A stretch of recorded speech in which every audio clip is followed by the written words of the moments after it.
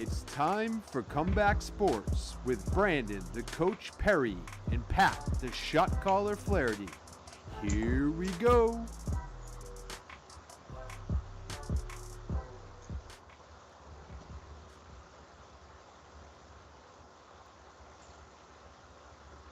Happy Cinco de Mayo, everybody, and welcome to Comeback Sports. I am one of the hosts, Pat, the Shot Caller Flaherty, and as usual, I am joined by my partner, Brendan, the Coach Perry. Brendan, how you doing this week, my friend? I'm actually doing really good. Forgot about Cinco de Mayo until you just said that, even though I've been kind of enjoying it all day. But yeah, happy Cinco de Mayo to our viewers. I'm waiting for the first caller to call in to talk trash about one of my opinions, but it hasn't happened yet. I'm sure that'll be coming, and we'll make sure to remind people about the call-in number. You can leave a voicemail. You can call in live during the show, so make sure you check it out. That's the number right there at the bottom of the screen, right down at the bottom right there. Make sure you call in or leave a voicemail. We'll make sure to address that on the show, either live or next week. So make sure you check that out. Also, our Twitter handles are at the bottom of the screen as well. Make sure you follow us on Twitter. We update when our shows are going to be happening. We send the links out, a lot of good stuff out there. You can also ask us questions at our Twitter handle, and then we can maybe answer them on the show as well. So make sure you check that out. Got a lot of good stuff up on our Twitter handles. We also post stuff on Facebook at Comeback Sports, a lot of good stuff there as well. So make sure you also subscribe on our YouTube page at Comeback Sports. Anytime you do that, we'll make sure we mention it during our show as well. Now we're going to kick things off with just our only non-NFL topic, so we'll get it out of the way first, although I don't want to just get it out of the way because as a Boston Celtics fan, this was huge on Friday night. Jayson Tatum scored 60 points, ties the franchise record with Larry Bird for the most points in a game. He did it in overtime, but still, unbelievable night for Jayson Tatum on Friday, Brandon. Just awesome to see Jayson Tatum do that for the Boston Celtics. I mean, it's one of those things where if you're a Celtics fan, you're not surprised. I guess maybe we're surprised that it took this long because he's clearly one of the best players on our team, if not the best player on our team, with Jaylen Brown as well. And we're looking for those two to really carry our team into the future. So it's really great to see this happening now in a 60-piece, and we got the W, right? We got the W there, right? So that was huge. Yes, too. W with the 60-piece. I mean, only other player in Celtics history, which we're talking about arguably some of the greatest players of all time, a lot of players in the top 50 and some of the best teams of all time when we're talking about the Boston Celtics. But the only other Boston Celtic player to do it is Larry Bird. And I mean, arguably the greatest Celtic of all time with Bill Russell. Those are only two. I mean, Bill Russell and Larry Bird are 1 and 1A for me. So it's to say that you're up there with Larry Bird dropping a 60-piece in a game in the NBA, which is not easy to do. It's not easy to do back then in the 80s, and it's not easy to do now in this three-point era even. So it was good, and he was doing it from everywhere on the court, dropping it from mid-range, dropping it from deep, and it was good to see. And like I said, it carried us to a win, and right now the Celtics are kind of fighting for a playoff spot, a higher playoff spot. Right now, we're in the 7th seed, but we could easily drop to the 8th seed. And if they go on a crap run, maybe even out of the playoffs, sadly. But it's really one of those things where they've got to close it out here down the stretch with these last 8 to 10 games. And with Jayson Tatum playing like this, hopefully he can continue it down the stretch here and into the playoffs and hopefully, get us a higher seed. I'd like to see this team move up to at least the 5th or 6th seed. And get to see them do a good matchup for the first round. And if they can get a good matchup in the first round, I think they can definitely move on to the second round and we can really see what this team's about. But yeah, Jayson Tatum just went off the other night, and it was just one of those nights where he's a superstar. And I think for everybody else in the NBA that hasn't known it or realized it now you do. And that was his coming out moment for them. No question. I mean, I look at his 60-point performance, and there's 3 things that I look at that make it even more impressive on top of the point total, right? Number 1, 5 for 7 from 3. So he's shooting well above even 75% from 3, if my math is correct. And and which is crazy from behind the arc. But then on top of that, he only had to shoot 7 threes. Sometimes guys, they score a ton of points, but they're taking 13, 14 threes. That's crazy. But that's how the NBA is now. He only took 7 threes, so he didn't get 2 3-point happy in this game. On top of that, he also went 15 for 17 from the free throw line, which means he's going to the basket, he's getting fouled, he's going to the free throw line. There was a few times this season, definitely last season, even in the postseason especially, Tatum got step-back jumper happy, where he would continue to just, when all else fails, do the step-back jumper, whether it's mid-range or behind 3, and it was so frustrating because he's such a good player. We want him to go to the basket, right? He's 6'8", he's strong, he's athletic, go to the rim. Then on top of that, 0 turnovers in an overtime game where they won by 3. That one turnover that he could have committed could have created points the other way. So just to think about that, the efficiency behind the three-point land, the efficiency at the free throw line, and then 0 turnovers, not just that he put up 60 points, but how efficient he was from the floor really makes it a great performance by Jayson Tatum. I didn't see Larry Bird's efficiency numbers from the game he had against the Hawks. I've seen highlights galore from when he was hitting threes in front of the Hawks bench, and Hawks players were giving him high fives because he was so good that night. But Tatum was so good, all over the place in this game. They really needed it too. They were down by 32 points in this game, which is so frustrating because the Celtics team, you have Jayson Tatum, you have Jaylen Brown, you have Robert Williams, who's been in and out of the lineup because of injuries, but when he's in, he's such a difference maker. Fournier is starting to figure it out. He had a decent game the other night. He's talked about COVID, just like Tatum's talked about COVID and how it's affected them. Aaron Nesmith is starting to figure it out. He's had some nice games over the past couple of weeks. But the Celtics are I think in 7th place right now, like you said. And even if they drop a couple spots, they're still in the play-in tournament. But this just doesn't seem like a team that can make a playoff run. If they're going to do that, Tatum's going to have some big games. And Jaylen Brown's going to have some big games. And Brown banged up his ankle the other night. We'll see how he is. This just doesn't feel like the year for the Celtics, which is unfortunate. I hate to say it as a Celtics fan. But when you see games like this from Tatum, sometimes players get so hot that they can carry a team. We saw it from Dame Lillard with the Trailblazers. We've seen it from other players. So maybe that's the case this year. Maybe Tatum drags them into the second round of the playoffs. I think that's maybe the only way they get there this year, if that's the case. I mean, hey, if you're new to the show, first off, give us a subscribe and give us a like, but also go back and watch some of the other shows. Me and Pat have both been saying this isn't a championship contending team, and it's still not. And I think they're kind of showing it here down the stretch of the regular season that they might just barely get into the playoffs. And if they do, might get past that first round, but maybe not. But I think for the future of the franchise, it's good to see having Tatum and Brown and Williams, some of these young guys that you can look for to the future for hopefully the next 5 to 10 years on the Celtics roster. And hopefully it turns into a better team next year. Let's just say that flat out. Hopefully they can get to a point where they can actually contend for a championship. But right now, when you're going up against the likes of obviously the Nets and the Lakers and the Bucks and the Blazers and the Suns, I mean, yeah, this team is not going to get it done. Yeah, not going to get it done down the stretch, and it's sad to see if you're a Celtics fan. But as far as Tatum goes and Brown, like I said, we're looking to the future for these guys to hopefully carry the franchise going forward. And I've got to say this, you talked about his efficiency, and that was very efficient, especially from the line. But I don't know, do you have his plus minus for the night? Because if you do, his plus minus has got to be like 85 or 90. I don't know if it's that high. I don't have it right now. I can get it very quickly, though. Yeah, because it's got to be through the roof. And that's obviously, it's not the determination on how good of a game you've played, but it's one of the stats that you can use that can really determine a lot on how you've played in a game. And I guarantee you his plus minus was through the roof that night, along with his efficiency from the free throw line and from the 3-point. I think that proves a lot of how good of a game he had and dropping that 60 piece. But one of the things we always say as a coach is, hey, free throws are free for a reason.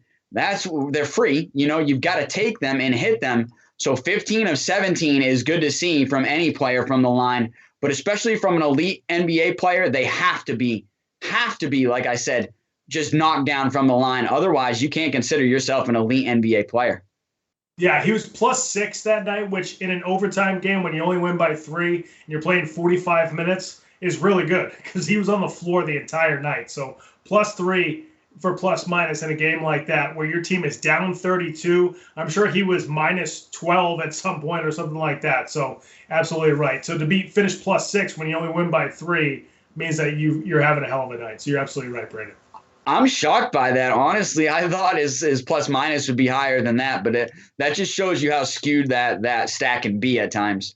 But moving on to the second topic, and that's Vick is still quick. And honestly, I loved how producer Ben left it in there. And if you're a viewer, you can click it on there. It says it might be cheesy, and you can change it, but I don't think it's cheesy. I thought it was a great one.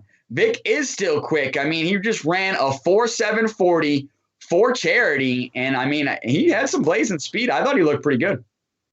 Yeah, I mean, he's almost 41 years old, and he's still running a 4.7. And this is going to get into one of our other topics. Mac Jones ran the same 40 time on his pro day this year as Mike Vick just ran in this charity event. And 4.72 is not bad for Mac Jones. I was actually surprised he ran that fast. But 4.72 for a 41-year-old athlete who's been out of the game for a few years now, who's more of an analyst. That's crazy good. It was for the Run Rich Run charity event. Rich Eisen ran the 40 at the combine in a full 3-piece suit one year. So they just do it every year now for charity. And a lot of these guys that are either retired out of the league, especially guys like Vick, Deion Sanders, I think Terrell Davis did it one year. But when Davis did it, who was obviously a really, a fast running back, very athletic, didn't run a great 40 when he was a player. Davis ran it in a 4.03 or something like that a few years ago. For Mike Vick to run it in a 4.7 as a 41-year-old out of the league for a few years, that's just crazy. They raised money for St. Jude's Hospital, which is huge. That's the biggest part of the whole thing. But the fact that he ran a 4.7 it's ridiculous. Yeah, I mean, 40 years old, almost 41 years old, running a 4.7. And I mean, if you haven't seen Mike Vick first, you've been underneath a rock for a couple of decades. But if not, look back at how fast this guy was with pads on. Look back at some of his college days when his freshman year of college, he was lightning speed on the football field. So it doesn't shock me that he still got it. I mean, he was arguably running, I believe, a 4.2 or a 4.3 coming out of college. So to only drop 0.4 over 2 decades is amazing. And for some of you people that don't know, if you're not a track guy like I am or a football guy, that is amazing. Like you said, Mac Jones ran a 4.7 time this year. He's 22 years old. He's at the peak of his athleticism pretty much right now. And Mike Vick just topped that after coming in from a week on TV, maybe playing with his kids, not training much, and he just comes out and runs a 4.72 like it's nothing. So I just thought it was amazing and great for charity, for a great cause. And I'm sure they raised a lot of money, and Rich Eisen does a great job of doing this every year, like you said, to raise money. And I love seeing him run in his suit every year. And he needs to take some pointers from these guys because his form is always such crap if you don't ever watch Rich Eisen, but I think he sometimes does it to play it up. But yeah, seeing Vick just fly still. And I mean, here's another thing for you that'll wow you. Patrick Mahomes was tweeting out about how he loved it. And Patrick Mahomes ran a 4.8 himself in the combine and coming out of college. So think about that, okay? Faster than Patrick Mahomes coming out of college, and Mike Vick is 40 years old right now. All right. And Patrick Mahomes tweeted out because a couple of other guys were like, wow, 4.8? Are you serious? We thought you were faster than that. But Patrick Mahomes said he looks faster because he's scared when he's running away from other players on the field, like jokingly. So, hey, that kicks his speed up to maybe he is running a 4.6 on the field. But I was just shocked to see that he's arguably outrunning one of the best players in a league MVP right now, and he's 40 years old. So, and honestly, this brought up some like dreams of greatness from me. I mean, I'm a former sprinter, a former running back. I was curious to be like, I'm 37 years old. I want to see what I can run in the 40 right now. My best 40 was like going into college, and I ran a 4.6 flat. So if I could even come close to that right now, I would love to see it. So, hey, we might actually have to show it on here with producer Ben when I make it happen. I'm possibly in sometime in June. But yeah, I mean, just amazing speed. And honestly, like I said, inspiring some former athletes to be like, if he still got it, maybe I still got it, baby. So we're going to go out there and try to give it a go. Yeah, it's pretty cool. Anytime you see one of these guys, because you think when they retire, it almost humanizes them, and you think that they're closer to where we are athletically once they leave the game and aren't working out as much. Clearly, that's not the case with Mike Vick. The guy could probably still play if he really wanted to. I don't even want to tell you what my 40 time would be. I don't even want to guess. Bring up the sundial, see how fast I go. Now, topic number 3. Now, we're heading back to the NFL draft. We did a mock draft last week. The biggest question coming into the draft was what was going to happen at number 3? What were the 49ers going to do? And you and I kept saying, everybody says it's going to be Mac Jones, but we just don't picture the 49ers giving up that much draft capital for a Mac Jones, a quarterback who probably has a high floor, but not a high ceiling. We were right. They took Trey Lance, very talented, very smart quarterback who's got this massive ceiling that the 49ers are now trying to get to. They take him at number 3, Brandon. Yeah, I mean, why would you give up all that collateral when you can get Mac Jones at 15? So it's just like, and obviously that's a hint to the Patriots, and we'll talk about that later. But I mean, it is one of those things where we said it, and honestly, like I said, hey, if you're new to the show, give us a subscribe and give us a like. But go ahead and go look at that mock draft. Me and Pat killed it, and honestly, I think we drafted better than the real teams did at times, because the Bengals drafting Jamar Chase, I know. Obviously, Burrows and Chase are going to have a great combination, and you're going to look to the future. They're going to light it up. But you need to protect that quarterback so he can actually throw it to Jamar Chase. We'll see if Burrow's on his backside, right? Yeah, you had Paye Sewell going in that spot, and I still agree with you that they should have took Sewell there, but instead they went with Chase. But I honestly think we had a better mock draft than the real draft that actually happened. But we had the Niners taking a quarterback, but we had Trey Lance going a little further down the line. But honestly, I think Kyle Shanahan just feels like this is the guy for him. This is the guy that he can mold, that fits his system, a guy that has played a lot under center. And Kyle Shanahan loves to put his quarterback under center. So I think Trey Lance is going to really fit into his system really quick and really easily. But I'm still a little shocked. Obviously, a lot of times I've said I felt like Trey Lance was either a late first-round pick or maybe a second-round pick. But once again, with a quarterback-needy league, a quarterback-hungry league, you've got to move up and get this quarterback before somebody else does. And I guarantee you somebody else would have pulled the gun on them and pulled Lance earlier in the draft. So they just figured, if we want our guy, we want the guy that fits our system, whether it's the first pick or the 40th pick, we've got to get him. We've got to get him now. And so they decided they were going to move that collateral and move up to number 3 and get Trey Lance. And I'm not shocked. We all said they were moving up to get a quarterback. We just didn't know which one. And now we do. We know it was Trey Lance. And it's one of those things where I tweeted out immediately. I said, this is a risky pick. I think it's a risky pick. He has a lot of upside, all right? And I think he has more upside than Mac Jones, obviously. A lot more upside than Mac Jones. But I still think it's a risky pick with the 3rd pick overall, with all the guaranteed money that this guy's going to get. Hasn't played a lot of games recently. Hasn't played a lot of games against top-tier competition. So I still think it's a risky pick, and only time will tell. And I'll be the first to admit, honestly, if he pans out to be a great quarterback, I'll be the first to admit to say, hey, Kyle Shanahan, good job moving up to get this guy. But right now, I just think it's 50-50. But I do think the Niners moved up and got the guy that they had number 1 on their draft board and the guy that they wanted overall.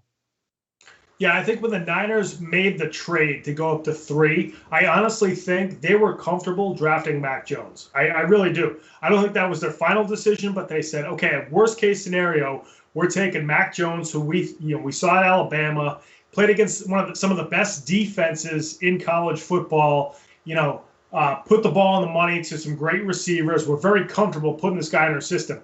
But let's keep looking at Trey Lance. Let's look at this guy again. From what I heard, Lance crushed it in his team interviews. Like, teams would interview him. He showcased how smart he is, how the pro-ready system that he played in, despite being at a 1AA school or FBS school, however you want to describe it. He played in a pro-style system. He did a lot at the line of scrimmage, audibles, change of protections, changing the team out of a bad play into a good play. He did a lot of that for North Dakota State. So a lot of times they bring a guy to the whiteboard and they show him a coverage and then he has to adjust or whatever. And that's usually in the team meetings. It sounds like he crushed it there, and that's why the San Francisco 49ers drafted him. Everybody has known all along the size, the speed, the arm strength. It's all there. But then when he crushes it in those team meetings with the diagramming the plays and whatnot, that's where I think he rose to the top when they were looking at the next three quarterbacks who are going to be there at 3, whether it was him, Fields, or Mac Jones. So I think Lance just impressed them so much, and they see that they can now. Jimmy Garoppolo is not going to be happy right now. He's just not. But I don't think they're going to trade him. I think they're going to keep him for this year, and then figure out what they have in Trey Lance. If Lance is ready to go midseason, great. If they play Garoppolo another year and then bring Lance in like they did with with Alex Smith and the Pat Mahomes situation, that could be the case too. But the 49ers now have options where they have a guy who they has taken them to the Super Bowl. I mean, I don't think Garoppolo is a Pro Bowl quarterback, but he's taken the 49ers to the Super Bowl. And then you have a guy who you think could someday be an MVP of the league, because that's what you do when you go up to 3 to take a quarterback. So the 49ers now have a great quarterback room. As long as Garoppolo at some point, just bites the bullet and says, all right, I'm just going to play my best. And then if I get moved or if I move on, then I'm going to play great so that I can move on to a better situation. And they're going to have a great quarterback room because they have this future asset, this future quarterback that has so much potential, and Jimmy Garoppolo, who they kind of know what they have now with Jimmy G. And I think that's what the 49ers wanted all along. Yeah, no, I expect them to hold on to Jimmy G and to play him this year. And, people have been like, hey, maybe Jimmy can teach him a few things. Jimmy Garoppolo does not want to teach this kid anything. And I tweeted that out, okay? Obviously, if you've been on a team and you have somebody that comes in and wants to take your position, you don't want to teach that guy anything. You want to compete against him. So that's what I said. It's time for Trey Lance to come in and to compete, and time for Jimmy Garoppolo to compete. So I think they are going to have a great competition there. I think Garoppolo is going to win out for this first half of the season, like you said. But I think in the second half of the season, depending what's going on, if they're having a so-so season, you will see Trey Lance take over the helm because they've invested so much now into this kid with the 3rd pick that it's going to be time to see what he's got. And, I've questioned a lot with this kid, but I'm also going to bring up a lot of good things about him right now. And the biggest thing I've been hearing about him is that he does have the charisma and the personality and the talent to be a franchise quarterback and to be that franchise player. And I've seen some videos from him. I think he does have it. I think he's a great kid.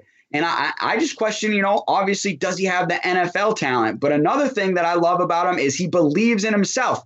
Division I schools were only offering him a chance to play a different position. They were offering him a chance to play running back, wide receiver, tight end. And the kid said no. He said, no, I'm going to go play quarterback at Division I AA, obviously the football championship series now.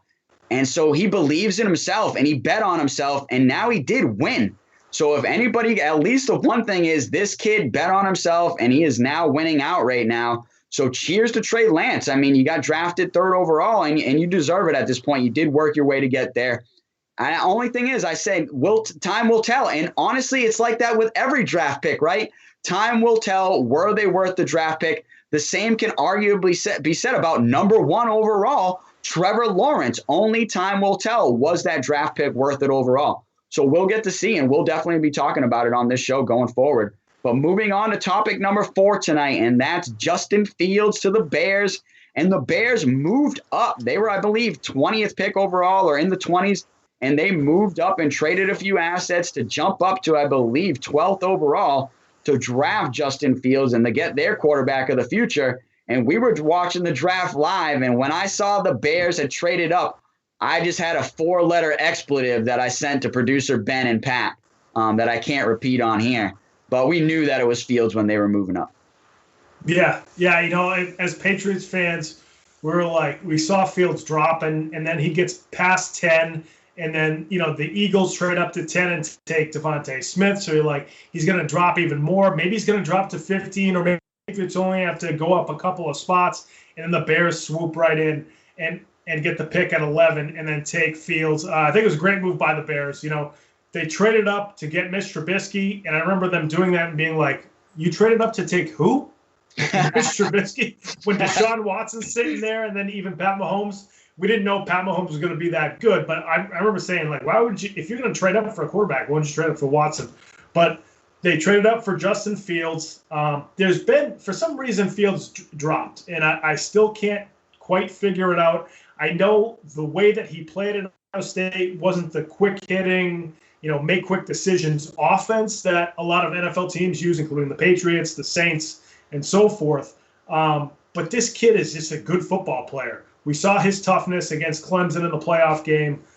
He's played big in big games. He had 2 tough games this year against Indiana and Northwestern, but who hasn't had tough games during their college football career, especially when you're at such a good, big-time program like Ohio State.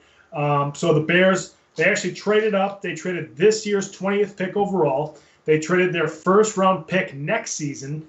In 2022, they traded their 5th-round pick in 2021. They traded their 4th-round pick in 2022. That's a lot to move up 9 spots. But I think it makes total sense for the Bears. And I think this is a home run for them. I'm sure Bears fans are like freaking out because the Bears fans keep saying, we haven't had a great quarterback, since Jim McMahon. And it's like, really? If that's the case, then why not trade up for a guy like this who drops in the draft? Yeah, and that's the thing for anybody that's saying like, oh, man, we gave up a lot. You really didn't if you're getting a franchise quarterback in return. And we've always said, a lot of these draft picks may not even pan out, especially once you're getting to 3rd, 4th, 5th, and 6th-round picks. You really never know what you're getting with them. So to be able to trade up and move a couple of those later round picks for arguably your franchise quarterback for the next 10 to 12 years, that's what you want to do. So I think this was the right move for the Bears. Like I said, I was disappointed. I knew it was going to be Fields right away. They cut to Fields' camera, and he was off the camera. And I said, oh, no, he's on the phone. Everybody knows he's on the phone. He was getting the call from the Bears saying, you are our pick. And sure enough, he comes back in the camera, and then they read the pick off that the Bears are taking him.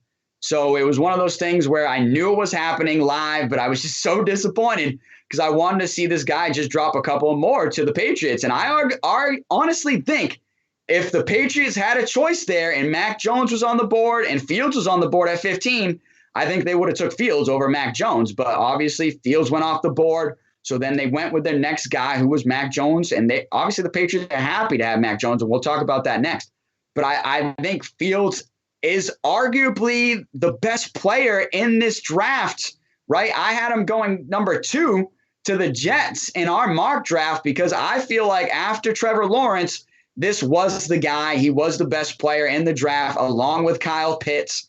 So I think the Bears have got their quarterback of the future. And yeah, you might say, honestly, this guy's better than Jim McMahon, definitely better than Mitch Trubisky, which they've obviously found that out, and how poor that was to trade up then. And like you said, pass up on arguably 2 Hall of Fame quarterbacks in Patrick Mahomes and Deshaun Watson.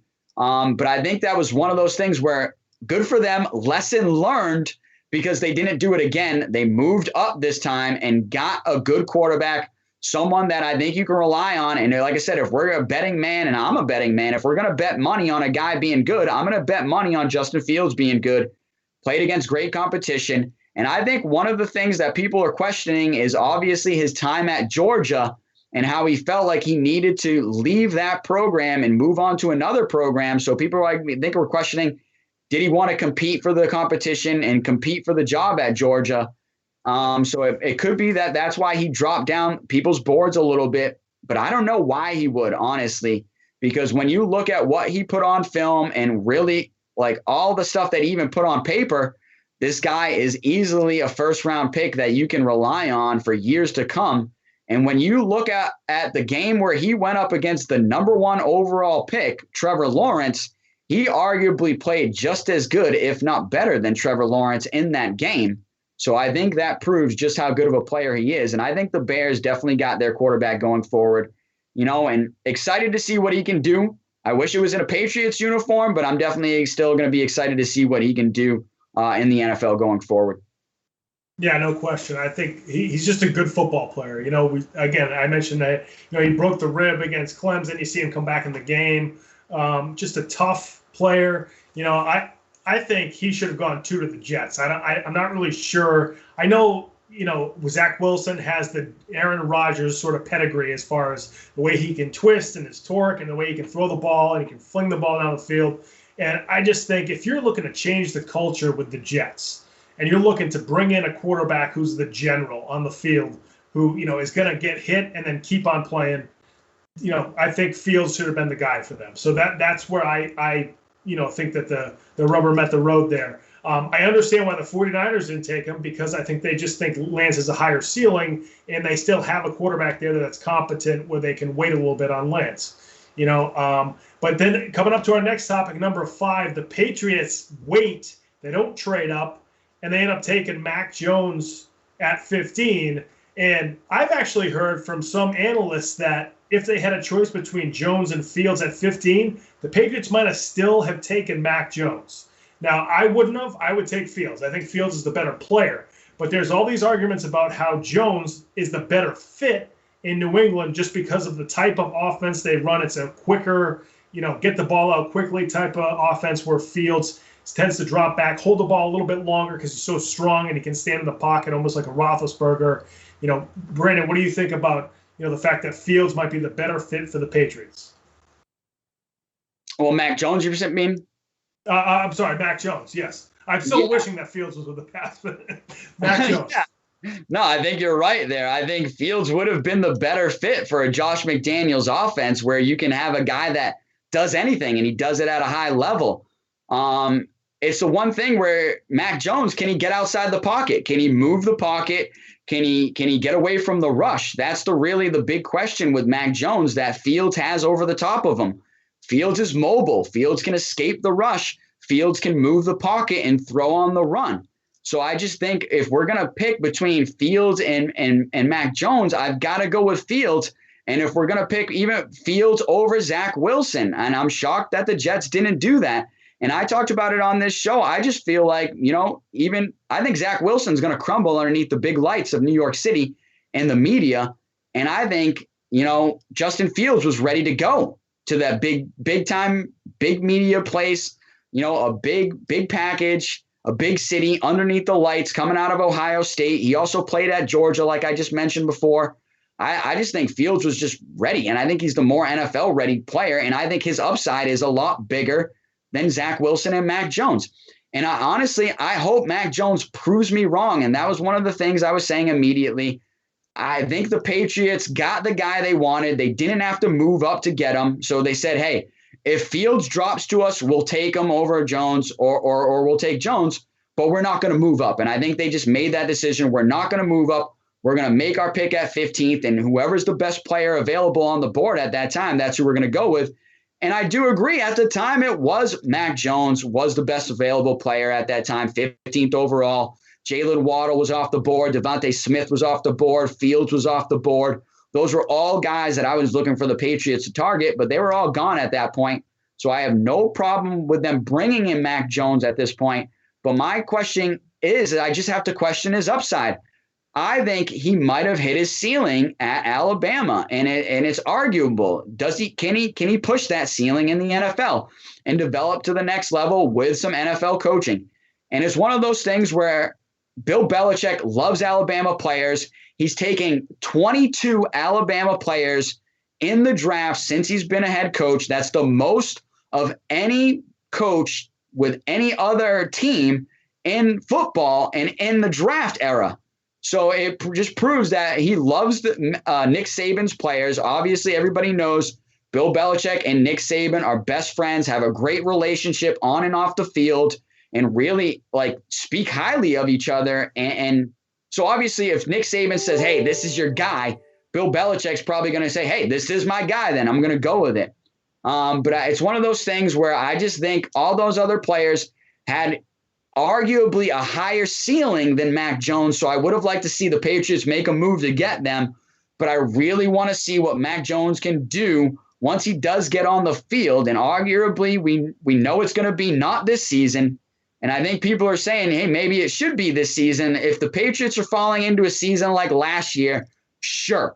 But I think we've already said before the draft, we think this is a better team from the moves they've made in free agency. So I think if you go with Cam Newton and you give Cam Newton the reins here with these new weapons, then I think we have a good chance of making the playoffs. But hey, if it comes that we're in the back half of the season and we're looking like crap and we're not going to make the playoffs, I would say, yeah, put Mac Jones in because we've obviously spent the 15th pick and I want to see what we really got. And if I'm right and if there is upside there. But if there is upside there and Bill Belichick's right, then hey, maybe we got our quarterback for the next 6 to 10 years. But if not, then it's, we're going to have to go back in the draft in these upcoming years to possibly get another quarterback. So I just think it's questionable. And it's one of those things where, hey, we've said this for every draft pick, right? They're all questionable. Only time will tell, was it worth it for this guy in the first round? But yeah, the Patriots got the guy that was, high on their board, and I think they're happy with who they got.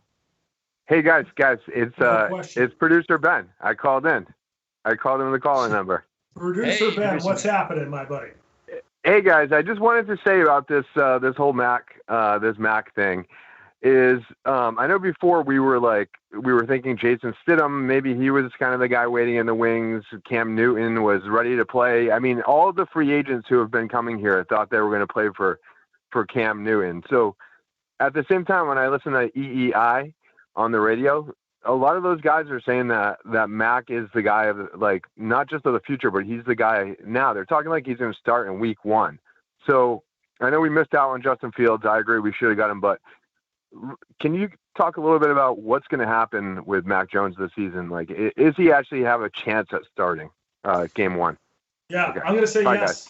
I'm going to say yes. I think there is a chance. I think Cam Newton's going to be better this year. Just because, he's coming off a shoulder surgery last year. He had COVID. He was with a new team. Get a shortened off season. I think Cam's going to be much better this year. But there's a couple of things here. One, if Cam and Mac Jones are playing the same coming into week 1, I think they're playing Mac Jones because there's higher upside there. And you've invested the 15th overall pick, and he's a cheaper contract, and he's the guy the following year. So Cam's going to be a free agent after this year. So I think if they're playing the same, then I think Mac Jones is your guy. I think Jones is going to start week 7, week 8. We'll see where the bye week is. I can't remember if the schedule's even out yet. The schedule's not even out yet, so we don't know when the bye week is. If the bye week's in the middle of the season, that's when I could see Mac Jones actually starting. I think that makes more sense. I think when they start the season, it's going to be Cam. And I think they're going to be better. They have the 2 tight ends that are outstanding. They have improvements at the wide receiver position, not from the draft. We'll talk about that in a bit. But from free agency, the defense is going to be better. So I think there's a couple of things here. One, Mac Jones doesn't turn the ball over. And I know he hasn't played against, his team was so good around him that there weren't a lot of turnovers. If you go back and watch Mac Jones's throws, and a lot of analysts have talked about this, even though he's throwing to guys that are relatively open because it's Waddle and Smith and a few other plays, Najee Harris out of the backfield, he's putting that ball right on the money. It's not like those guys are waiting for the throw or reaching back. I mean, he's putting the ball on the money. The timing is perfect, okay? So if the Patriots, they scheme up a lot on offense, if he can kind of steer the Ferrari in the right direction, we talk about F1 all the time, as long as he can steer that Mercedes car, around Monaco, as efficiently as possible, it kind of doesn't matter that he can't throw the ball downfield, which is kind of a misnomer. The one thing I wanted to say about Mac Jones, we talked about before with the 40-yard dash of Michael Vick. Jones ran a 4.72. It's not like he's running a 5.2 or Tom Brady, I think, ran a 5.1 or something like that. He's not slow. He's not Drew Bledsoe. He's not Brady. He's not some of these other guys. I can't remember what Matt Ryan's 40 time is, but if Mac Jones turns into Matt Ryan, then you've got a good pick at 15. I mean, Matt Ryan was the MVP, probably should have won the Super Bowl, if not for the greatest comeback in Super Bowl history. So if he turns into Matt Ryan, you've got a quarterback on your hands here. So as far as him and Cam together and when he's going to start over Cam, it's going to take time. There's a chance he could start week 1, but I think it's Cam Newton, and then maybe mid-season, depending on how the offense is performing. Also, if the defense is really performing well, the team can probably withstand a quarterback change. If you're winning 13-7, if you're winning 17-13, and you think your offense needs some juice, we saw that with the 49ers with Colin Kaepernick and Alex Smith, and we might see the same thing with Mac Jones and Cam Newton. Completely different types of quarterback situations as far as style and how they run the offense, but bringing the rookie in or bringing the young guy in to give the offense a little bit of juice to make a playoff push, I could see that happening with the Patriots. Well, producer Ben, I'll answer your question a little bit too, and we can, when you're ready, we'll move on to topic number 6 too, because it's all tied in here with the Patriots. You can even keep playing the Mac Jones videos, but my thing about Mac Jones is look at the guys he was throwing to, Pat. I think you could have thrown to those guys, honestly. 5 first-round picks. We've got Jerry Jeudy. We've got Ruggs. We've got Waddle. We've got Devontae Smith, the Heisman Trophy winner. All 4 of those wide receivers, first-round picks. Then you can throw in Najee Harris, first-round pick to the Steelers. So and trust me, if you give me and you say that Mac Jones is going to be Matt Ryan, then I'm sold. Like you said, I'm sold. I think it will have been worth it. I would be all over. I'll sign off on that right now. It's just I question if that's even possible with Mac Jones. And it's one of those things where I just think, like I said, don't get me wrong. I think he is going to be a serviceable NFL quarterback, and I think he is going to be the starting quarterback of the Patriots. But I don't think it's going to happen until year 2. That's all my point is. I think you have to go with Cam Newton this first year. Let Mac Jones learn the system, learn under Bill Belichick, learn under Josh McDaniels. Let him pick Cam Newton's brain a little bit. Obviously, Cam Newton's not going to want to help him, but he can still look and watch and learn. Cam Newton is obviously a former MVP himself. So I still think there is some things that Mac Jones could learn before you turn over the reins of the franchise. And you are definitely going to turn over the reins of the franchise to this kid. But I don't know. I think, like producer Ben said, I think a lot of these free agents were coming in planning to play with Cam Newton. And a lot of them have even brought it up and specifically saying how they came here to play with Cam Newton. So I think it's one of those things where I think they'd be better off to just go with Cam first. But don't get me wrong. If the ship is sinking and we're not even looking like a playoff team, I think you have to put Mac Jones in, and you have to see what you got 15th overall because you've invested so much in this guy going forward. But I just like my one thing is just his upside with playing with such great talent at Alabama. And obviously, I mean, your argument for that would be, hey, the NFL talent is just as good as all the talent at Alabama. So, I mean, he is going to be playing with talented players with the Patriots as well. So I hope I'm wrong. I hope Mac Jones turns into a stud and turns into a Matt Ryan. I just have to question it. But my question for you, Pat, would be if the Patriots are showing that they're a playoff team with Cam Newton running the squad, and even if the offense is a little tight there and we're winning tight games and our defense is doing the thing, you would go ahead and move on, say like we're going into the playoffs, and I'm trying to think of maybe you just secured your playoff spot. Let's just say that. You just secured your playoff spot, maybe 3 or 4 games left. You would go ahead and put Mac Jones in? It depends on how the team's looking, and sometimes it's not a numbers thing. It just depends on the feel, and it depends on how the offense is flowing. 2019, Brady was still there, and they were still winning games. The defense looked awesome, but the offense just didn't look right. And that wasn't the quarterback's fault. It was personnel altogether. But I think, it just depends on how the team looks. And that's probably a cop-out, but, you could be a playoff team. But like I said, with Alex Smith and Colin Kaepernick back in, 2012 when they went to the Super Bowl, they were, I think, number 1 in the NFC or number 2 in the NFC. They were going to be a playoff team. They got a good defense. They had Vernon Davis. I think they had Michael Crabtree at the time at wideout, and a few other players. They had a good team, good offensive line. But, Harbaugh, Jim Harbaugh, who was the coach at the time, felt like they needed a spark. And that's what they got out of Kaepernick. So if the Patriots, who they might secure a playoff spot, but feel like the offense just isn't right, isn't where they want it to be to make any kind of playoff run, they might put Jones in there. Now, Cam Newton might not be, setting the world on fire with the offense, And if Mac Jones isn't setting on the world on fire with the offense, and they don't think he's ready at that time either, they're not going to put him in. So you have to have the best of both worlds. Cam, not quite doing what they need him to do, and Mac Jones being ready to go. That's the decision Belichick and McDaniels have to wait. I got 2 more points on Mac Jones. I know we're crushing this topic, but I think it's so interesting. Number one, when you talk about talent around him and that the fact that he's throwing all these great receivers, I totally get it.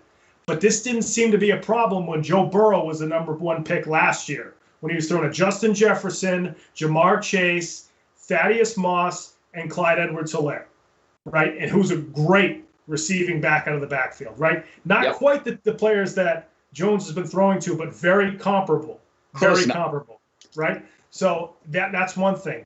The other thing, too, with Mac Jones, too, is, with Cam, the reason why I don't think Jones is going to start till mid-season at best is that the Patriots did bring in all these massive offensive pieces into this team. The 2 tight ends, the 2 receivers. They have to learn the system, right? You can't just bring in a rookie to learn the system and to teach the system to the other 4 guys right away.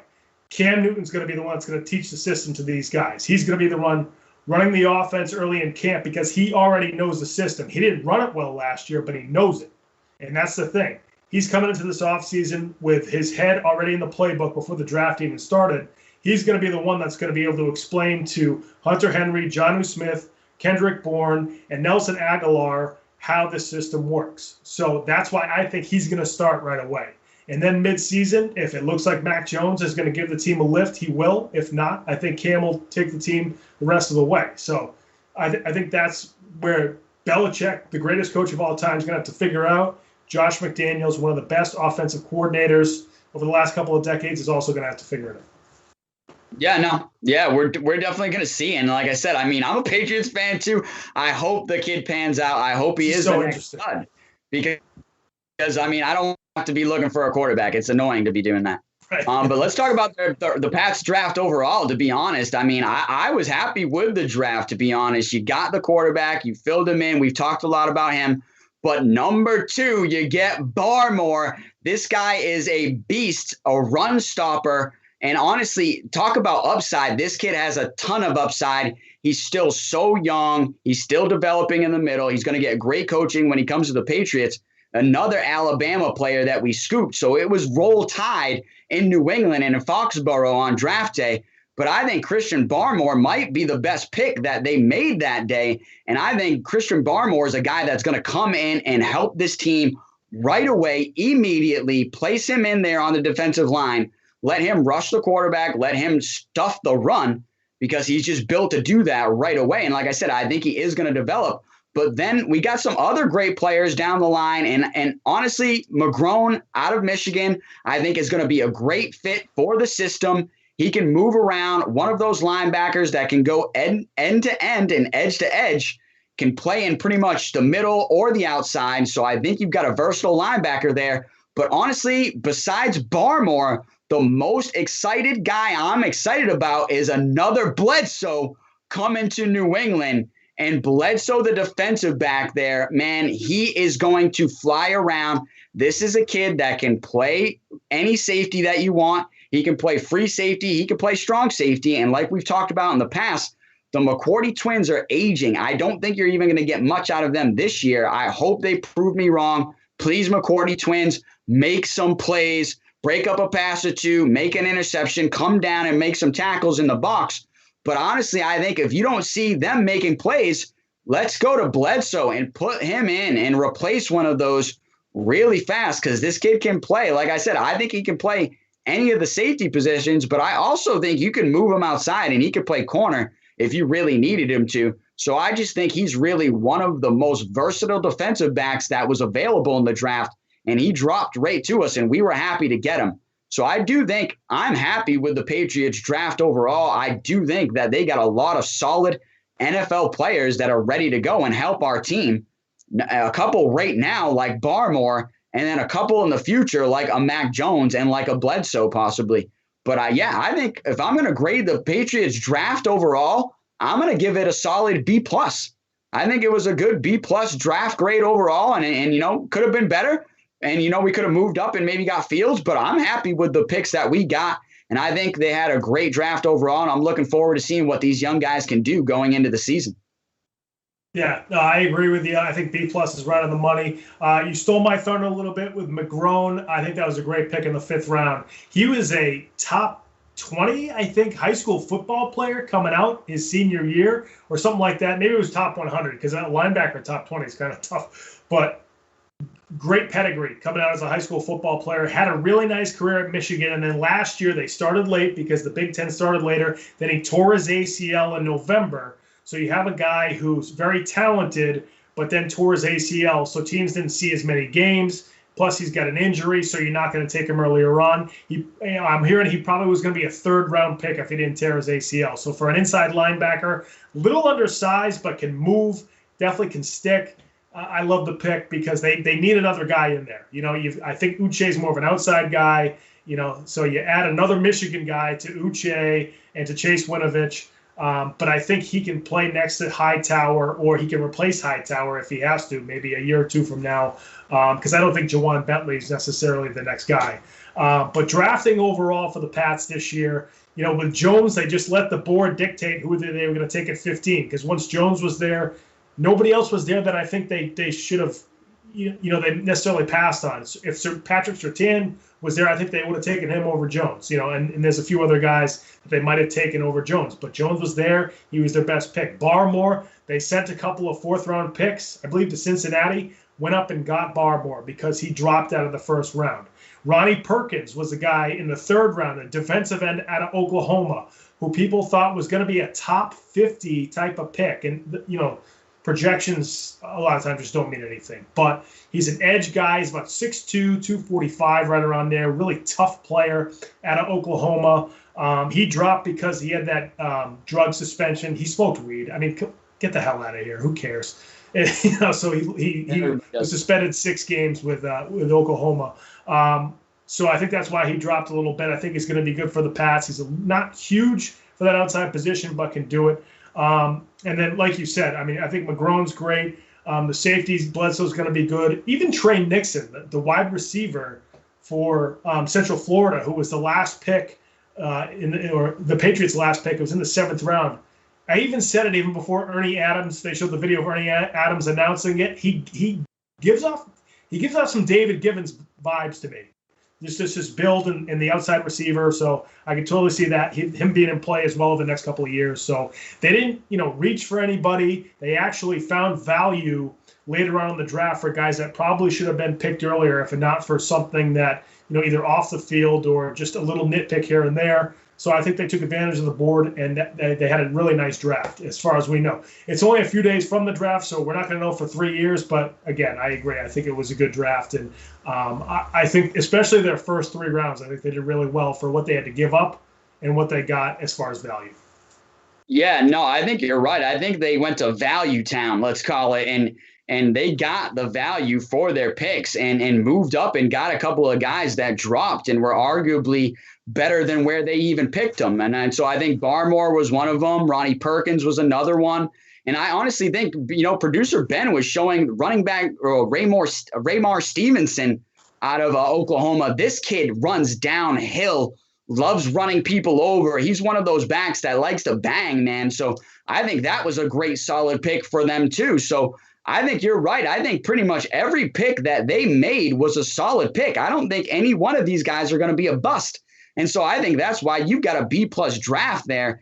It would have been an A, I think, if you had moved up and potentially gotten Fields, or maybe moved up and got maybe another edge rusher like a Jalen Phillips, because he even dropped down the board a little bit out of Miami. But honestly, I think they did a really good job with the picks that they had. They just decided, hey, we're going to take 15. We're going to take who's available there. We're going to, hey, Barmore dropped. Let's move up and get him. And then, hey, we're just going to play it out the rest of the way and take our picks. But for what they had and what was available, I do think they went to Value Town and got great value for their picks. And I'm really excited to see what this young class can do going forward in helping our team. Because like I said, I think a couple of them are ready to help now, and a couple of them are ready to help here in the near future. But I think we got great picks across the board. So I'm excited as a Patriots fan going forward. Yeah, absolutely, absolutely. And I think you do have to question if they did trade up for Fields, would they have been able to pick Barmore? It's hard. It's you can do the math certain ways of what picks they were going to trade to get up to get Fields. We keep going back to this, but they would only have to have gone up 4 spots as opposed to the Bears having to go up 9. So they wouldn't had to have given up as much. I still think they would have had to give up a first rounder next year, which would have been the big one. And then you wonder if they would have had to give up this year's second. We'll see. I mean, that would have been a lot to move up 4 spots. But, only time will tell if that was the right move or not. I think it was. I think they had a great draft overall. But moving on to the rest of the NFL's draft, and we're going to pick some teams that we think had the best draft overall. Because some teams, a lot of analysts are saying all these teams did a pretty good job with this draft. There weren't a lot of bad teams in this draft. So there's a lot of teams to choose from. Brandon, I'll let you go first. I know you got a couple of teams that you want to talk about who you thought had a really good draft here in 2021. Yeah, honestly, I think there's probably 4 teams that got draft grades, and for my opinion, that are A and A plus. And I think the Bears are one of them. Honestly, moving up and getting Fields, jumping 9 picks, and getting your franchise quarterback for the next arguably 8 to 10 years is really the right move. They didn't give up too much when you consider you're getting your franchise quarterback in return. And then the next pick, they took Tevin Jenkins in the second round, who was arguably a first-round talent and dropped down the board. So they got an offensive tackle that is a first-round talent, now ready to protect Justin Fields, their franchise quarterback. And then their next pick, which was a little further down the line, was in the 5th round. They got another offensive tackle because they're looking to protect their franchise quarterback going forward and seeing what Fields can do. So I think the Bears were a great team that got a great draft grade, at least an A or an A plus. But I really think the team that had the best draft was the Broncos. And the Broncos got Patrick Surtain. They got a lockdown corner. They got Javonte Williams, out of a running back out of North Carolina, who has flashes of greatness and is a great backfield addition. And they also got Quinn Minarose. I'm probably murdering his name, but was the Division III lineman. Miners. Yeah. So he really turned heads at the Senior Bowl and had a great combine and a great pro day.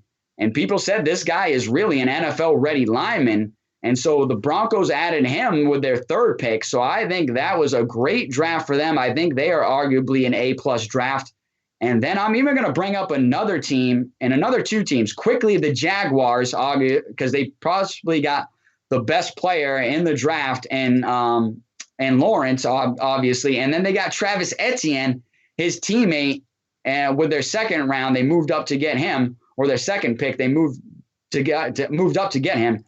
So teaming those 2 teammates together, I think, is a great play going forward, and those are going to be great players. But honestly, the Jets, too. You got to give the Jets a little bit of a heads up here, getting possibly their franchise quarterback with Zach Wilson. But then I thought the big move was moving back up and getting Elijah Moore, who was a great wide receiver, arguably a first-round talent as well. So I think those are 4 teams that had really good drafts. If I had to pick one, I'm going with the Broncos. Yeah, Elijah Moore was the guy I was hoping the Patriots would take early in that 2nd round once we saw that he had dropped to day 2. But the Jets took him a few spots ahead. I wonder if he was still there, if they would have traded up for him, instead of Barmore. If Barmore was off the board at that point, if they would have traded up to get Elijah Moore. But, that's not what happened. They got Barmore. But I agree with those definitely. The team that I thought did really well in this draft was I keep wanting to say San Diego. The LA Chargers, I thought, did really well. We keep talking about, with the Bengals. We thought that the Bengals should have taken Paye Sewell to protect their franchise quarterback. Okay, and they did. They took Jamar Chase. We get it. There's the LSU connection. Outstanding receiver. He's, Burrow's going to have a guy to throw to. We totally get it. But I still think they should have taken Paye Sewell. What do the Chargers do at 13? They take Rashawn Slater, who was considered the 2nd best tackle, maybe the best, and ready to go overall offensive lineman. They take him there at number 13 to protect Justin Herbert. Makes total sense. 2nd round, number 42 overall, they take Asante Samuel Jr., the corner out of Florida State, We know his dad, very good corner for the Patriots. They needed corners. Last year they took Kenneth Murray in the first round, the very athletic linebacker. They already got Joey Bosa. Now they go to the third level of defense, to the secondary. They add Asante Samuel Jr. Makes total sense. And then in the third round, they took Josh Palmer, the receiver out of Tennessee, a guy I was hoping the Pats might get in the third round. That late second, early third round, a lot of people wanted the Patriots to take a receiver. That was when sort of the next wave of receivers went with Palmer, Dwayne Eskridge, some of those other guys. Elijah Moore, I believe, went in that area as well. Those are all the guys that went in that part of the third round. So they got Josh Palmer, a solid outside receiver. If Mike Williams, takes off, or Keenan Allen's starting to get a little older, you got Josh Palmer, different kind of receiver than those two, but a guy who I think can be a very solid number 2 receiver maybe in the future. So I thought, you protect your franchise quarterback with Slater, who seems to be ready to go. Then you grab a very talented corner with a good pedigree with their dad who already played in the NFL, in Asante Samuel Jr. Then you come back and get a receiver who can be a solid contributor for you either this year or next year, in Josh Palmer. I thought that the Chargers had a really good draft. Yeah, I mean, it's hard to argue with that, especially when you lay it out like that. I agree. Sounds like you drafted him. You were just selling me on that right there. But no, I agree. I mean, you got 3 really solid, great players with your top 3 picks, guys that are going to contribute pretty much right away, and definitely doing what we thought the Bengals were going to do, which was protect their young quarterback.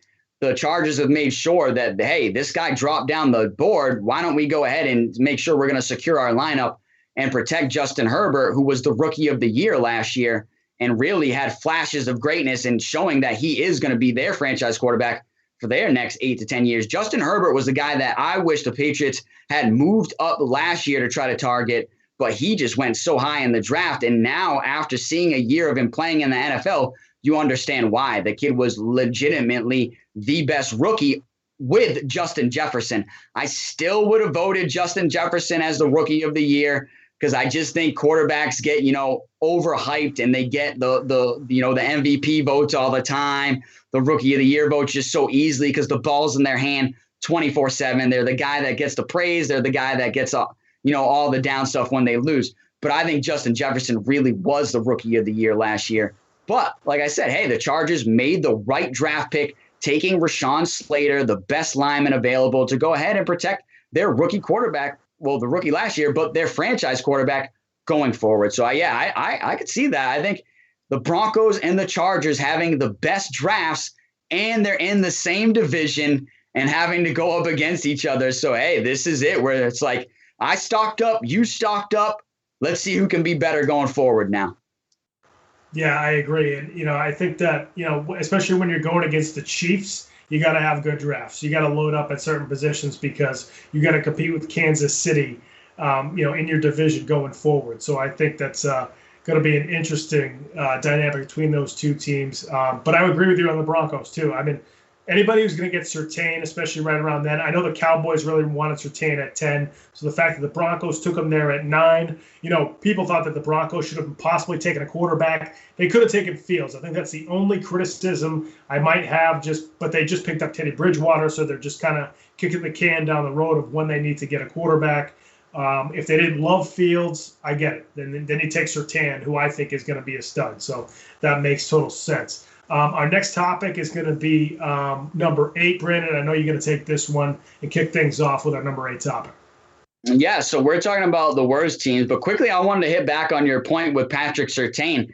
And I think it's one of those things where they're like, hey, are we going to let the Cowboys get their lockdown corner? Screw that. We're going to take them before they do. And I think that happens a lot more in the draft than people realize, being like, we're not going to let this team get the pieces that they need to fill in, and it might just be a few pieces. So we're going to go ahead and take him because he's a solid player. We're going to get the most out of him too. So I think that's what you've seen with Surtain. Everybody knows he's just ready to go. But we're talking about topic number 8 right now, the worst team to have a draft. And I think it's arguable between a couple of teams that really just had crap drafts and didn't really show out. But who do you think had the worst draft overall?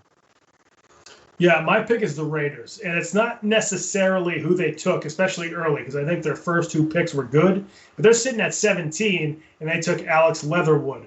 Good player. I think he's going to be a good offensive lineman. Sounds like he's going to play right tackle, maybe go to guard. Supposedly, he's just a very tough, rock-solid offensive lineman, which is great for the Raiders. They need that toughness. They need to protect Derek Carr. But it just seems like they either could have taken someone else at 17 and then picked up a good offensive lineman in the second round, because there was just a ton of good offensive linemen this season, somebody that isn't that far away from Alex Leatherwood, or you drop back a little bit, a couple of picks, you trade back, and you probably could have still gotten Leatherwood in the mid-20s or late 20s. So that was the problem there. They took Trevor Moorig, the safety out of TCU, in the second round. Good pick. That kid can play. So I think that was a good pick by the Raiders. But then the problem I have is a couple rounds later, you took 2 more safeties. I mean, they took a safety in the 4th round, or it was either late 3rd or early 4th, and then they took a safety, I think, in the 5th round. It's like, okay, you drafted a safety in the 2nd round. You already got Jonathan Abrams, who I know is coming into, I think, his 4th year, maybe 5th year with the Raiders. Then you took a 3rd safety in the same draft. And, maybe they think one of these safeties can play slot corner, or maybe one of these safeties is a little bit bigger. They can maybe play outside linebacker or a weak side backer or something like that in a big nickel.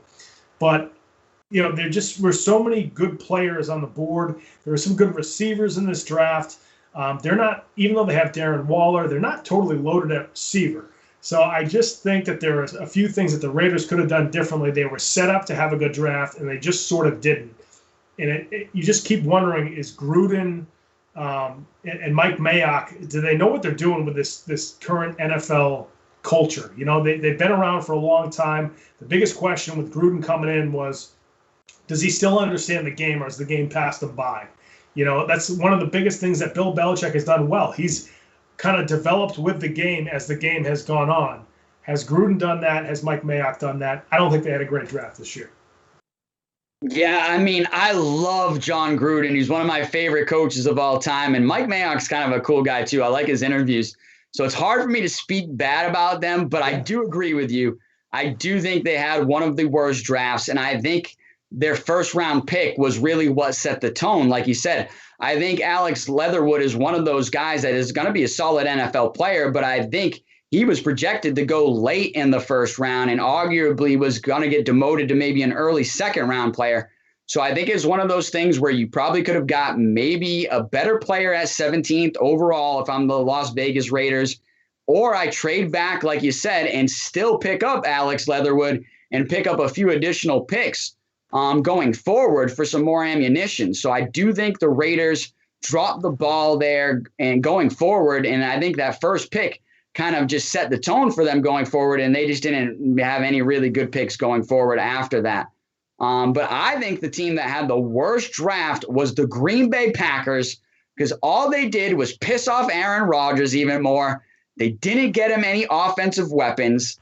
They didn't really say, hey, we're going to go out and get you the guy that is either going to protect you, or the guy that you can throw to, or a guy that is going to run the ball and, take the pressure off you. They didn't do any of that, all right? And last year what they did was draft a quarterback, and all that did was piss off Aaron Rodgers even more. And I know we're going to talk about this in the next topic, but I think they had a chance to go ahead and mend this relationship a little bit by drafting some players to say, hey, Aaron, you're our guy right now. We're going to go ahead and draft some players to put around you to make another run at a Super Bowl, to give you another chance to get a ring because you are our guy. The draft didn't say that. I mean, if we look at our draft picks, I was scrolling down to get to them. They took a cornerback with their 1st draft pick, okay? Eric Stokes out of Georgia, who arguably could have dropped to the 2nd round. They took a center with their 2nd round pick, but they don't even need a center right now. They have a solid center on their squad right now, a guy that Aaron Rodgers has built rapport with, so they didn't need that. And then Amari Rodgers, their 3rd round pick, is just, a guy that they finally went out and got a wide receiver. But hey, if you took him 3rd and maybe a wide receiver 1st off too, now Rodgers is saying, hey, you're getting me some guys to throw to, and I think that would be a lot better. But I just think they just dropped the ball with being able to mend that relationship and get Aaron Rodgers some weapons to go ahead and win a title.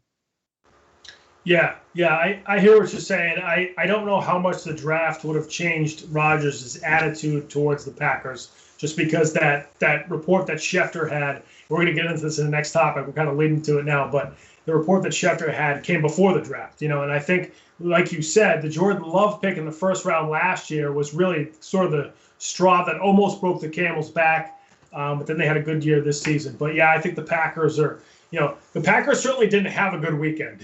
Whether or not they didn't have a good draft, I think remains to be seen. You're right, Eric Stokes, I barely knew who he was. We talked about a lot of guys in our mock draft, but I don't think Stokes was near the top 40 or so. So, I do think they could have picked him up in the second round. The Patriots' philosophy is kind of always, you take the guy in the first round that is going to be a starter for you, and then you take your chances in the second round. One of their best drafts ever was 2010. They took McCourty in the first round. They knew he was going to be a captain, solid player for them. Second round, you got this tight end who's got all these back surgeries. You don't know if he's going to be good, but he's 6'7", and he's 270, and his name's Rob Gronkowski. That worked out well. So, that's the philosophy I think that teams kind of need to take. You don't see the Packers doing that here. I do like Amari Rodgers, but the rest of the picks, I don't know. I'm not sure what they were. They might have been distracted with the Rodgers thing. So I agree with you that the Packers did not have a great draft. So moving on to our next topic. Topic number 9 is the Aaron Rodgers fiasco. As we mentioned, Adam Schefter, a couple hours before the draft started on Thursday, dropped the Aaron Rodgers bomb, the Schefter bomb, kind of like the Woj bomb in the NBA was a Schefter bomb in the NFL. He said that Aaron Rodgers is not happy with the Packers and does not want to be with the team heading into 2021.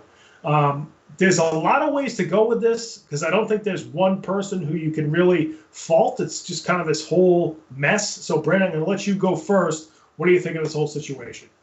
Well, like you said, there is a lot to unpack with that situation that's going on right now in Green Bay. But the biggest thing I want to bring up is for everybody, all those fans complaining about Deshaun Watson, now you have the MVP of the league saying he wants off his team as well. And he's not the only one that's done it this year, right? Deshaun Watson, Carson Wentz, Matt Stafford, right? So it's like a bunch of quarterbacks. Yep, a bunch of quarterbacks saying they all wanted out. And so I know I don't want to bring up Watson again, but shut up with that crap when you're talking about Deshaun Watson wanting off his team. But I think this is one of those things where I think this was a shock to most people. I don't think most people seen this coming.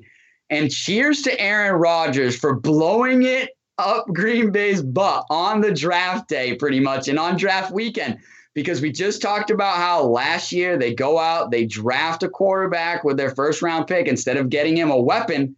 And immediately he's at home thinking, what, are you moving on from me? Like, what is going on here? Did not like that at all. Obviously had a great season, showed that he was the MVP of the league. All right. And I think Aaron Rodgers still has easily 5 or 6 years left in his career at a high level. So why would you think about moving on from this guy? You should be thinking about securing him to a long-term deal. And that's another thing. They've had contract talks, but they haven't gone anywhere over the season. They've kind of stalled out.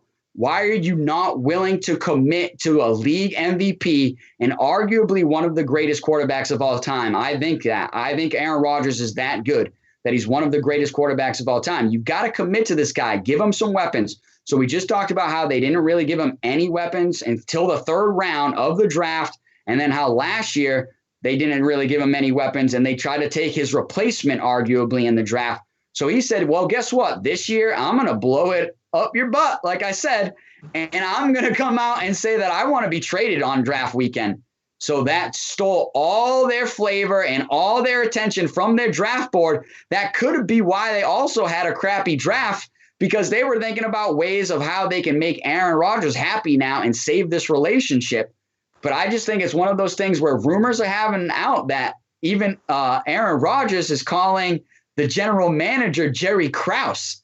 And we all know what Jerry Krause did. Broke up the Chicago Bulls and ended the Michael Jordan era and the Michael Jordan run in Chicago. So with Aaron Rodgers calling his GM Jerry Krause and saying that only way he's coming back is if they fire the GM at this point, it's created a stalemate where I think if I'm the Packers, I fire my GM, all right, and I find another GM and I settle into a long-term deal with Aaron Rodgers, the MVP quarterback that my team needs, and then I go ahead and try to get him some pieces to try to win over these next 5 or 6 years. and you've honestly already got a huge piece. Davante Adams is arguably one of the best wide receivers in the NFL. Aaron Rodgers loves getting him the ball, does a great job of getting him the ball. They're a great connection. Why would you want to break that up right now? You wouldn't. So let's lock Aaron Rodgers into a long-term deal. Let's fire our GM. And me and you talked about this on the show earlier or before the show. We feel bad for the coach because we really feel like the coach didn't really do anything poorly or wrong to get himself in this situation. This is all the front office and the general manager. So I think if you're the owner, you've got to step in and clean it up right now. Fire the general manager and make your MVP quarterback happy. Yeah, I'm kind of torn with this whole thing. This is very similar to what happened with Tom Brady in New England, but it's happening sooner. You know, the Patriots, you could tell they were starting to plan for Brady to leave, you know, or for him to retire. And Brady kept outplaying his career because he got towards the end of his 30s, and that's where most quarterbacks start to fall off. And Brady just didn't. You know, the Patriots tried to plan for it, and Brady just never got there. They drafted Jimmy Garoppolo in the second round. The Packers drafted Jordan Love last year in the first round. So they're sort of doing the same thing. Brady was always like, I need a new contract. I need a new contract. If you're going to keep this guy on the team, I need a new contract. I'm outplaying what you guys thought I was going to do. And then eventually they traded Garoppolo because Brady said, all right, if you're not going to give me an extension, get rid of Garoppolo because he's not going to start next year. I'm the starter. And that's what happened. And then they still ended up parting ways, you know, towards the, you know, before last season for that same reason. They didn't give him an extension. And, you know, then the water was under the bridge at that point, and he was heading out. So that's what happened there. With Rodgers, they're not even at that point yet. I mean, Love's only been there a year. He hasn't even shown that he can be a Jimmy Garoppolo yet. And he already, you know, is upset about it. He was upset when they drafted him. So I think that's, you know, sort of similar to what was going on with Brady and the Patriots. I think the biggest difference, though, is when Brady left the Patriots after 2019, the Patriots were starting to fall off the map a little bit. The roster was starting to get depleted. You had some guys that were getting older. You know, the offense, you know, they tried to draft, you know, they drafted N'Keal Harry. They traded for Mohamed Sanu. None of it worked. Their offense just wasn't there. With Rodgers, you just got to the NFC Championship game and, you know, almost came back and won towards the end of the game. Now, you can question LaFleur's decision to kick the field goal at the end of the game. We talked about it. You know, but you have Davante Adams. You have Tanyan, who's a good tight end. I still think they can improve at receiver, but you have Valdez Scantling and some of those other receivers that are solid players. Aaron Jones is a really good running back, top 10 running back in the NFL. You got a really good offensive line. You know, your defense is solid. I know they didn't play great against Tampa Bay, but that's a solid defense.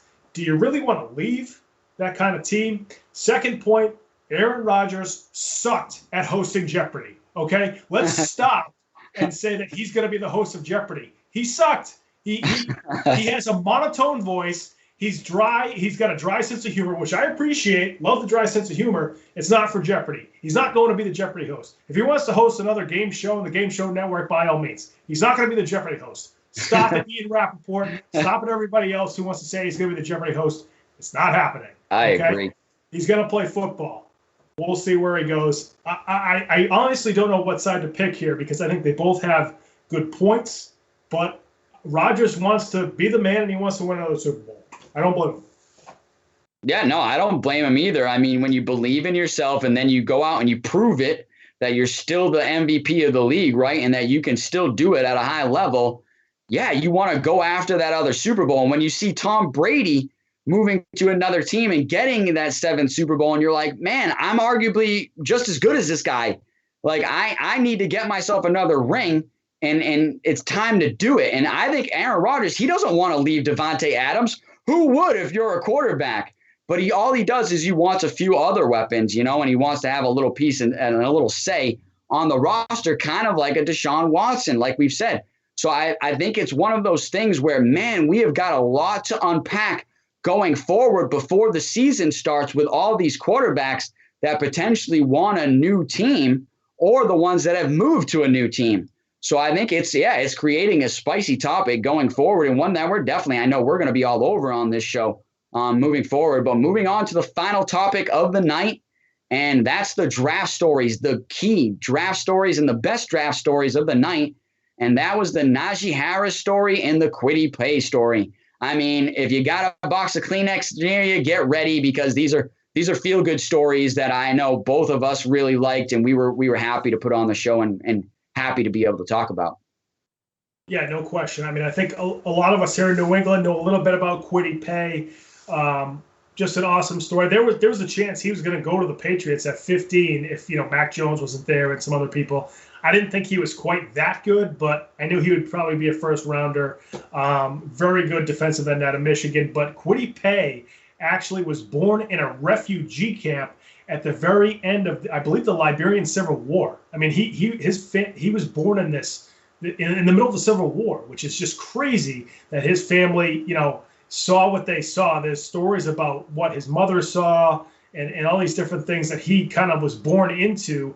They were able to get out of there when I think he was still a year old or just less than a year old. They ended up settling in Rhode Island. He ended up going to Bishop Hendricken in high school. Hendricken, for those who don't know, it's a good sports high school in Rhode Island. Bishop Hendricken always got a good hockey team, basketball team, baseball, football.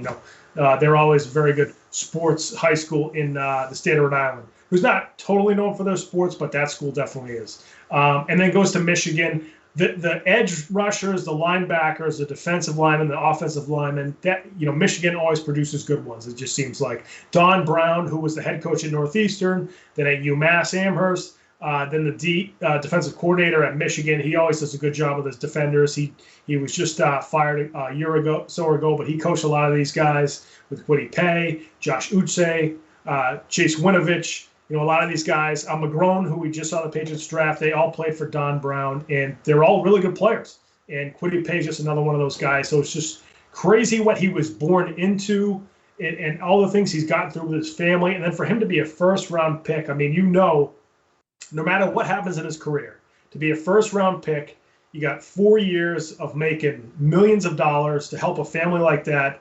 Just an unbelievable story, rising up from such difficult circumstances to get to the NFL is crazy. There's a lot of those stories on nights like that, but Kwity Paye's was just crazy great, and it was awesome to hear. Brandon, I'm going to let you talk about Najee Harris, but I'm sure you want to talk about Kwity Paye as well. Yeah, I mean, they were both such great stories. And to fill you in, Don Brown got hired to be the defensive coordinator at Arizona now. Right. So he's looking to step up that program. So I'm a huge Don Brown fan, looking to see what he can do over there in Arizona. But yeah, these stories are amazing. I mean, these are the stories that you want to see on draft night. These are the stories that I wanted to see, unlike a Johnny Manziel who comes from a rich family and then just signed a rich contract, right? Don't get me wrong, love Johnny Manziel. A lot of people talk trash about him. I'm a huge Johnny Manziel fan, but I'm just saying there's two different sides of the story there. He came from a wealthy family and then he signs himself $1 million contract, right? No change there. Kwity Paye coming from this story of escaping 2 civil wars in Liberia, the things that his mother seen and the things that his mother escaped to be able to come to America and live the American dream. She worked 2 jobs full time to send him to private school in Rhode Island. And then he now said, hey, Mom, you're done working now. You're retired now that I'm in the NFL because you've done everything to get me to this point. So I appreciate that. And I love seeing that. I think that was a story that touched everybody's heart. Hearing a son tell a mother that has sacrificed and done so much for him to get him to this point, and he's acknowledging that and recognizing it, I think was amazing. But then Najee Harris, such a great story, and what a great young man Najee Harris is. Grew up in a homeless shelter and was homeless for a few years, living on the streets and living out of a car.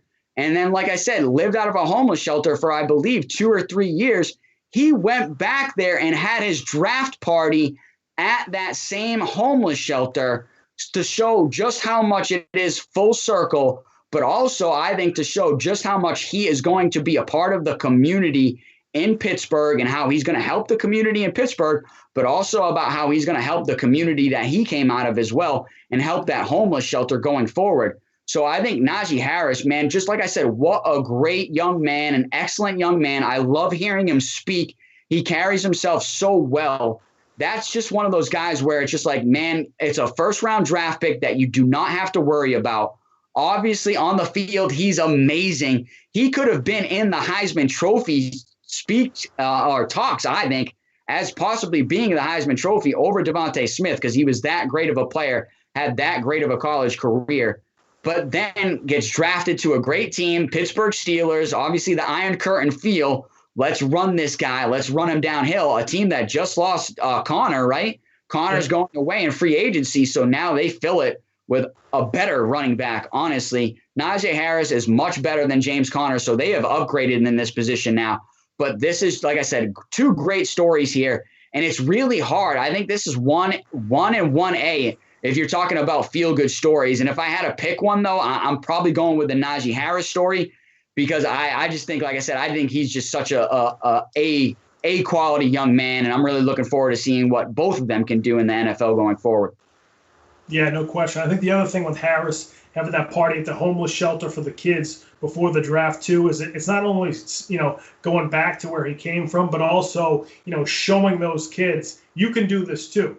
Just because of the circumstances that you're in right now, even though they can be tough, just like me, you can get out of this. You can get into school. You can play football. You can be a musician. You can be an astronaut. It doesn't matter. You can get out of this and you can go be something.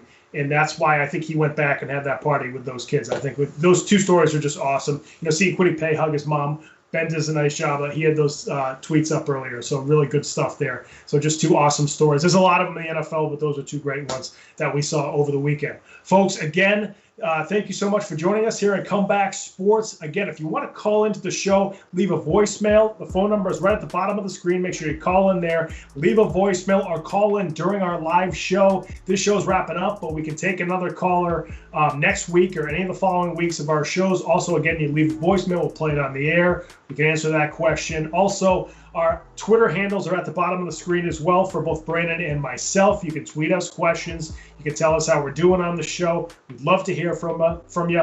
Also, subscribe to our show on YouTube. You can jump into the live chat. We'll check out the live chat. You can send us an email at Comeback Sports. There's a lot of different ways you can contact us. Let us know how we're doing. Give us any questions. We'd love to answer them on the show if you want us to. That'd be a lot of fun. We'd love to see some more interaction from some of the fans watching this show. It's been a lot of fun this week, Brandon. We will see you next week, folks, here on Comeback Sports. Have a good night, everybody.